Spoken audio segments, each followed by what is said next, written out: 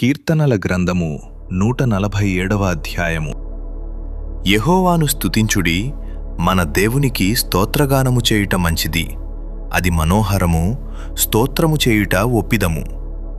యెహోవాయే యెరూషలేమును కట్టువాడు, చెదరిన ఇశ్రాయేలీయులను పోగు చేయువాడు. గుండె చెదరిన వారిని ఆయన బాగుచేయువాడు, వారి గాయములు కట్టువాడు.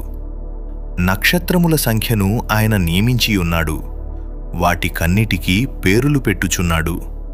మన ప్రభువు గొప్పవాడు, ఆయన అధిక శక్తిగలవాడు, ఆయన జ్ఞానమునకు మితిలేదు. యెహోవా దీనులను లేవనెత్తువాడు, భక్తిహీనులను ఆయన నేలను కూల్చును.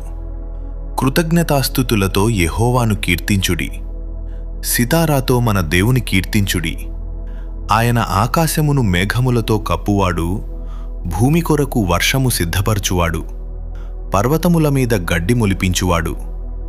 పశువులకును అరచుచుండు పిల్ల కాకులకును ఆయన ఆహారమిచ్చువాడు. గుర్రముల బలమునందు ఆయన సంతోషించడు, నరుల కాలిసత్తువయందు ఆయన ఆనందించడు.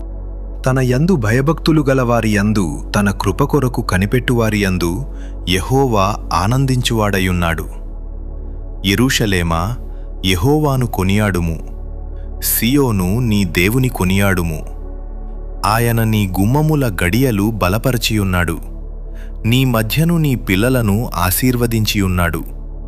నీ సరిహద్దులలో సమాధానము కలుగజేయువాడు ఆయనే, మంచి గోధుమలతో నిన్ను తృప్తిపరచువాడు ఆయనే.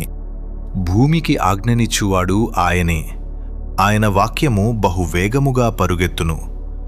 గొర్రెబొచ్చు వంటి హిమము కురిపించువాడు ఆయనే, బూడిద వంటి మంచు కణములు చల్లువాడు ఆయనే. ముక్కముక్కలుగా వడగండ్లు విసరువాడు ఆయనే. ఆయన పుట్టించు చలికి ఎవరు నిలువగలరు? ఆయన ఆజ్ఞయ్యగా అవన్నీయూ కరిగిపోవును.